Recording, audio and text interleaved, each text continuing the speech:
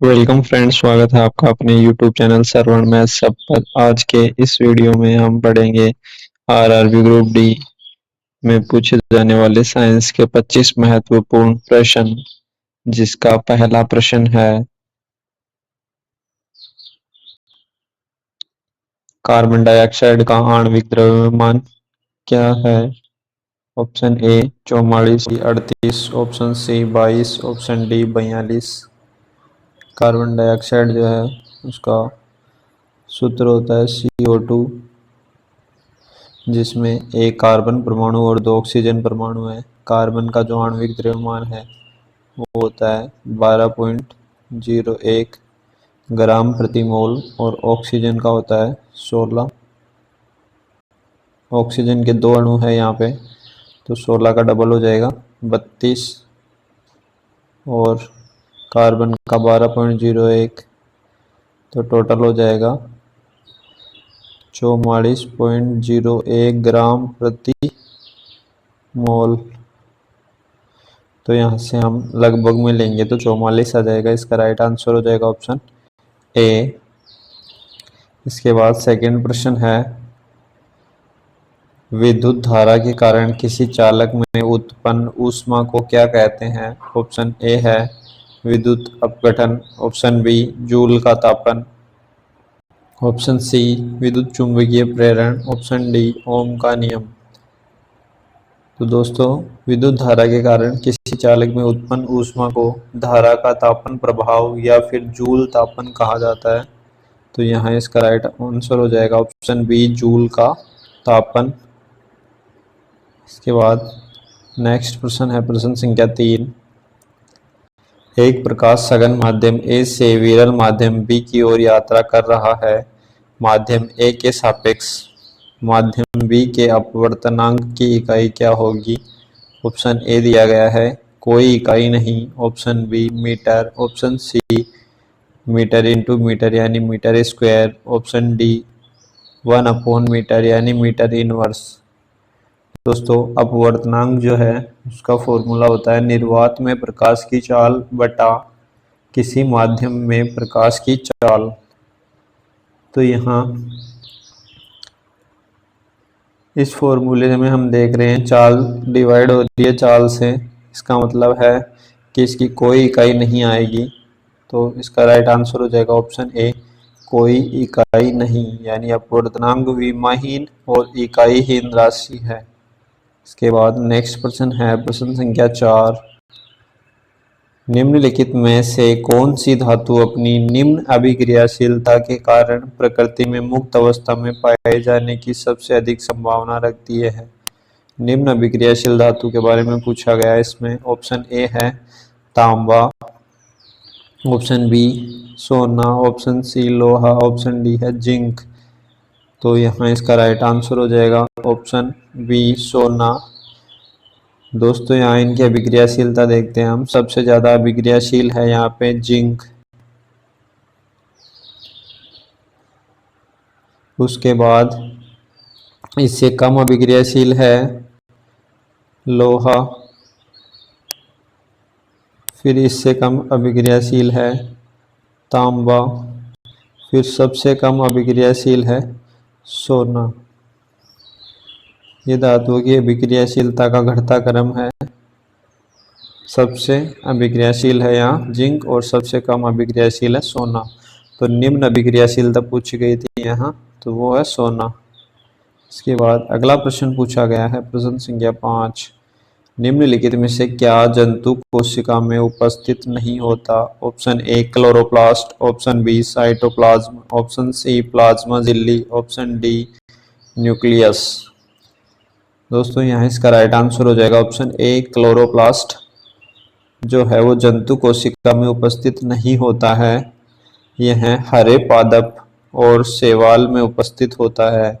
इसके अतिरिक्त जो दे रखे हैं साइटोप्लाज्म, प्लाज्मा झिल्ली और न्यूक्लियस जो है वो जंतु कोशिका में उपस्थित होते हैं, लेकिन क्लोरोप्लास्ट जो है वो हरे पादपों और शैवाल में उपस्थित होता है। इसके बाद अगला प्रश्न पूछा गया है प्रश्न संख्या 6। एक साइकिल चालक एक समान वृत्तीय गति करते हुए अपने गति की दिशा में एक सेव फेंकता है। सेव खालिस्तान में गति करेगा। ऑप्शन ए उस बिंदु पर वृत्तीय पथ के स्पर्श रेखीय पथ पर। ऑप्शन बी साइकिल चालक की तरह वृत्तीय पथ पर। ऑप्शन सी साइकिल चालक के विपरीत सरल रेखीय पथ पर। ऑप्शन डी साइकिल चालक के विपरीत वृत्तीय पथ पर। तो दोस्तों साइकिल चालक जो है वो वृत्तीय पथ पर गतिशील है। जब वो अपनी गति की दिशा में गेंद को फेंकेगा तो गेंद उसके स्पर्श रेखीय पथ पर गति करेगी। इस प्रकार से घूम रहा है तो जिस दिशा में घूम रहा है उसके स्पर्श रेखीय पथ पर सेम गति करेगी। तो यहाँ इसका राइट आंसर हो जाएगा ऑप्शन ए उस बिंदु पर वृत्तीय पथ के स्पर्श रेखीय पथ पर। इसके बाद अगला प्रश्न है प्रश्न संख्या 7। स्कूल कैंपस की सफाई करते समय विद्यार्थियों को जैव निम्नीकरण या अपशिष्ट को पृथक करने के लिए कहा जाता है। निम्नलिखित में से किसे जैव निम्नीकरणीय बिन में डाला जाना चाहिए। ऑप्शन ए है लकड़ी की पेंसिल की छीलन। ऑप्शन बी एक क्रश किया हुआ cold drinks can. Option C कांच की बोतल। Option D polythene bag. जैव निम्नीकरणीय अपशिष्ट पूछा गया है तो यह हो जाएगा यहाँ से ऑप्शन ए लकड़ी की पेंसिल की छीलन एक जैव निम्नीकरणीय अपशिष्ट है, जबकि एक क्रश किया हुआ कोल्ड ड्रिंक कैन, कांच की बोतल और पॉलीथीन बैग जो है वो जैव निम्नीकरणीय अपशिष्ट नहीं है।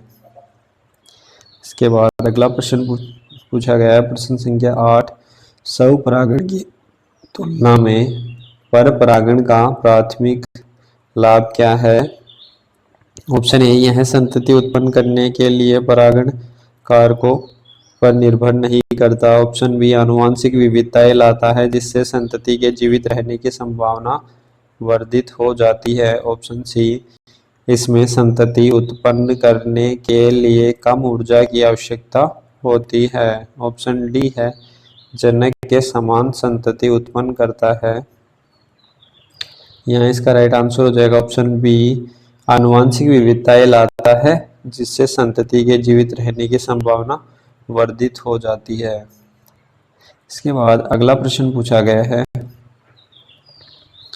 जब कोई अम्ल किसी धातु हाइड्रोजन कार्बोनेट के साथ अभिक्रिया करता है तो किन उत्पादों का निर्माण होता है। ऑप्शन ए है लवण plus hydrogen gas. Option B लवण प्लस जल plus carbon dioxide. Option C सार प्लस हाइड्रोजन गैस।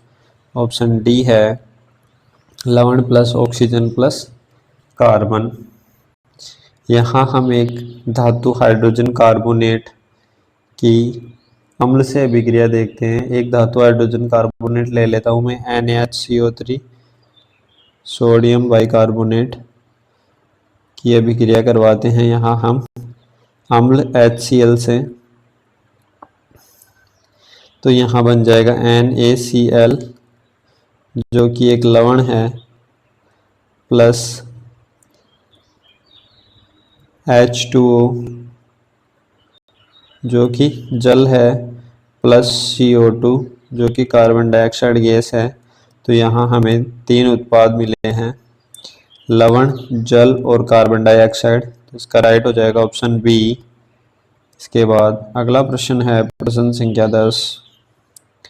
निम्नलिखित में से कौन सा यौगिक शुष्क भुजे चूने CaOH की होल्टवाइस पर क्लोरीन की क्रिया द्वारा निर्मित होता है। Option A bleaching soda. Option B विरंजक चूर्ण। ऑप्शन सी साधारण लवण। ऑप्शन डी धावन सोडा। यहाँ हम शुष्क भुजे हुए चूने की क्लोरीन से अभिक्रिया करवा कर देखते हैं।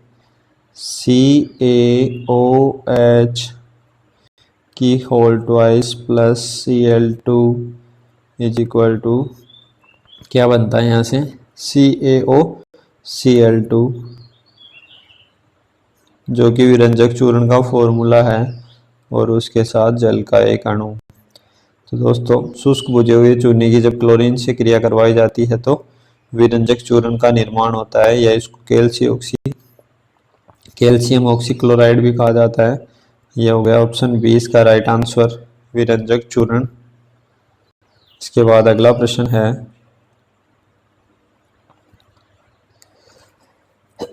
निम्नलिखित में से कौन सा कथन पदार्थ के कणों के निरंतर संचलन को सही ढंग से समझाता है? ऑप्शन ए, पदार्थ के कण अपनी गतिज ऊर्जा के कारण निरंतर गतिशील रहते हैं। ऑप्शन बी, पदार्थ के कण केवल गैसों में ही संचलन करते हैं, ठोस या द्रव में संचलन नहीं करते हैं। ऑप्शन सी, पदार्थ के कण तब तक स्थिर रहते हैं जब तक उन पर बल न लगाया जाए।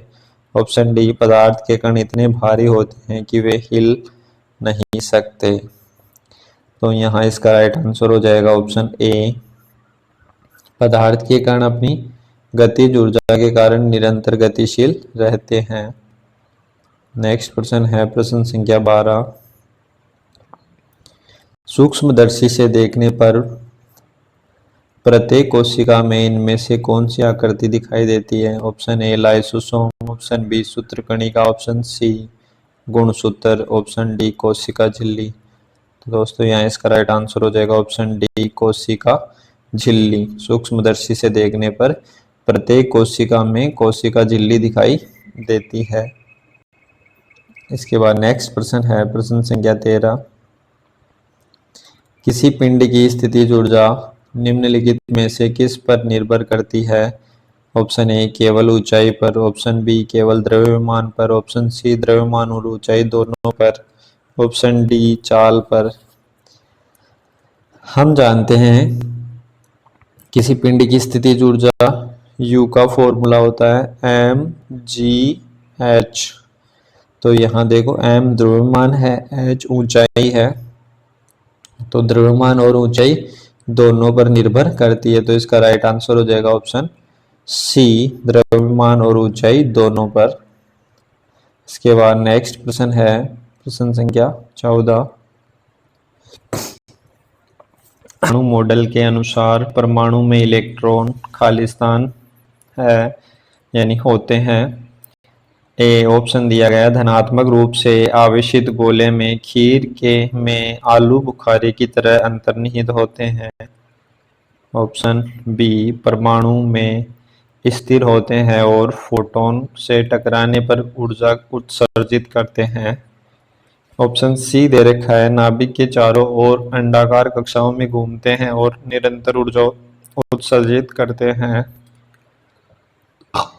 ऑप्शन डी है, स्थिर वृत्तीय गति में घूमते हैं और इन कक्षाओं में रहते हुए ऊर्जा का विकिरण नहीं करते हैं। तो दोस्तों यहाँ इसका राइट आंसर हो जाएगा ऑप्शन डी, स्थिर वृत्तीय गति में घूमते हैं और इन कक्षाओं में रहते हुए ऊर्जा का विकिरण नहीं करते हैं।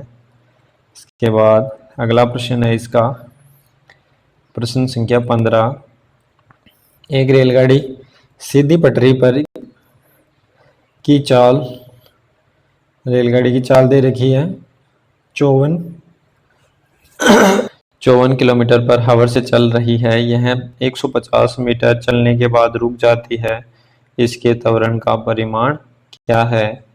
दोस्तों चाल दे रखी है इसकी u 54 किलोमीटर पर हावर। इसको अपन 5/18 से गुणा करके मीटर पर सेकंड में चेंज कर लेंगे, तो यहाँ आ जाएगा 15 मीटर पर सेकंड।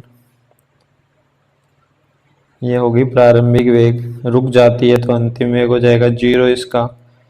इसके बाद दूरी दे रखी है s 150 मीटर, त्वरण पूछा गया है, तो हम यहाँ गति का एक समीकरण लगाएंगे, v square is equal to u square plus 2as। इसमें प्राथमिक वेग जो है 0 हो जाएगा, ये हट जाएगा, और v स्क्वायर यानी 15 का स्क्वायर हो जाएगा 225 और बराबर में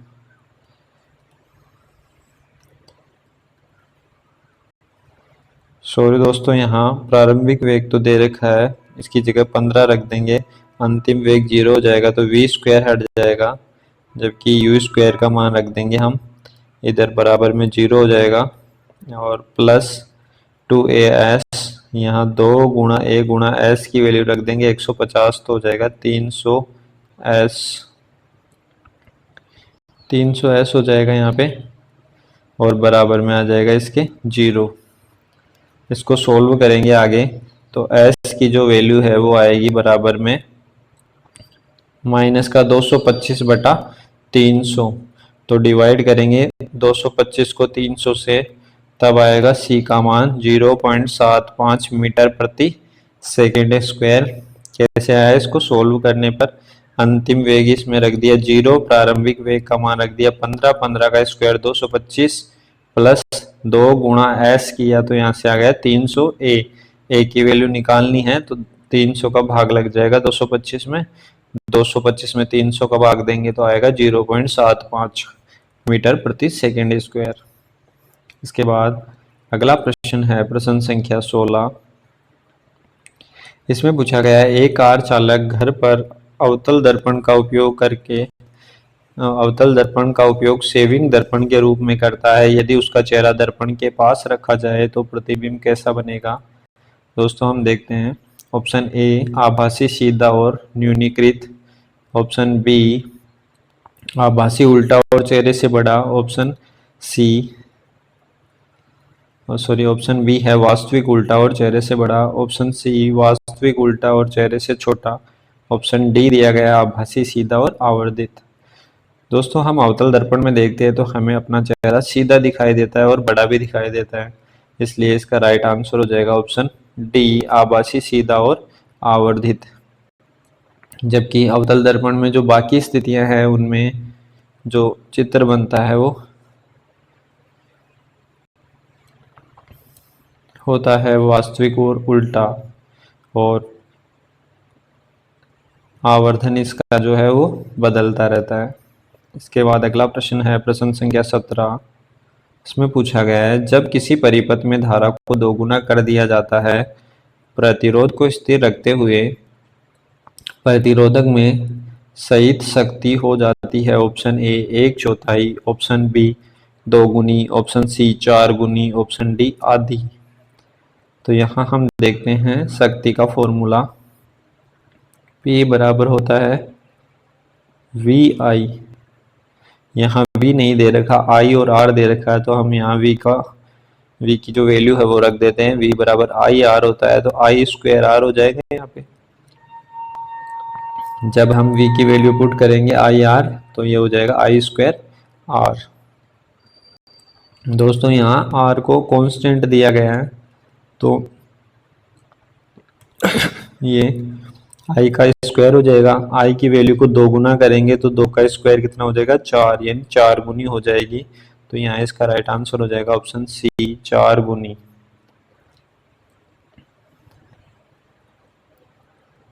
इसके बाद इसका नेक्स्ट प्रश्न है निम्नलिखित में से कौन सा कथन सही नहीं है? ऑप्शन ए दे रखा है मृदु ध्वनि का आयाम कम होता है, ऑप्शन बी प्रबलता आवृत्ति पर निर्भर करती है, ऑप्शन सी प्रबलता आयाम पर निर्भर करती है, ऑप्शन डी है तेज ध्वनि का आयाम अधिक होता है। यहाँ असत्य कथन है ऑप्शन बी प्रबलता आवृत्ति पर निर्भर करती है, यह असत्य है। तो यहाँ इसका राइट आंसर हो गया ऑप्शन बी प्रबलता आवृत्ति पर निर्भर करती है।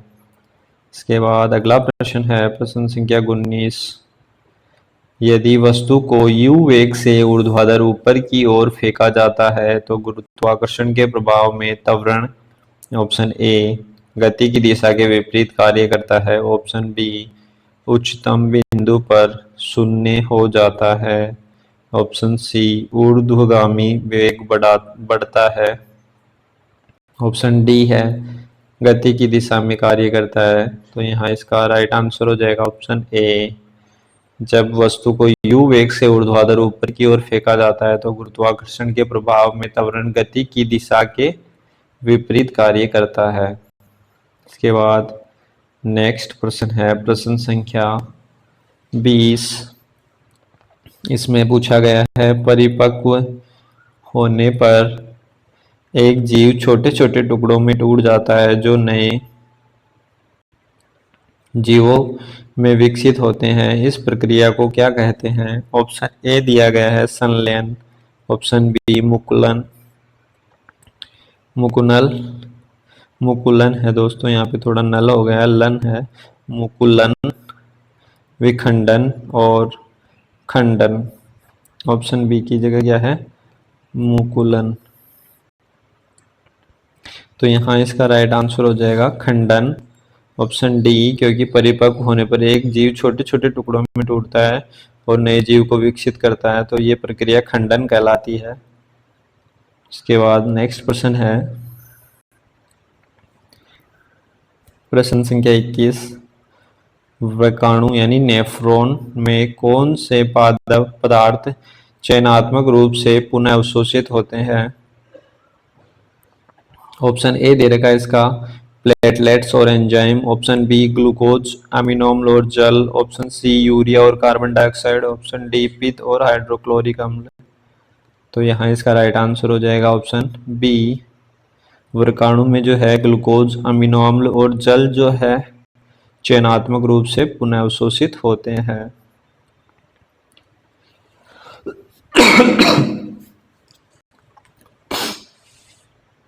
प्रश्न संख्या 22, मानव नर गुणसूत्र का निम्नलिखित में से कौन सा युग्म माप में बेमेल होता है।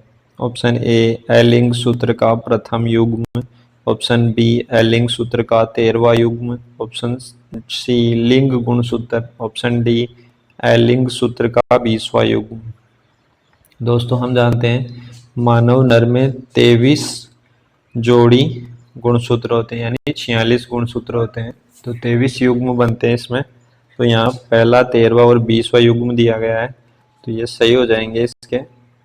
और जो बेमेल होगा वो है लिंग गुणसूत्र, तो यहाँ इसका राइट आंसर हो जाएगा ऑप्शन सी।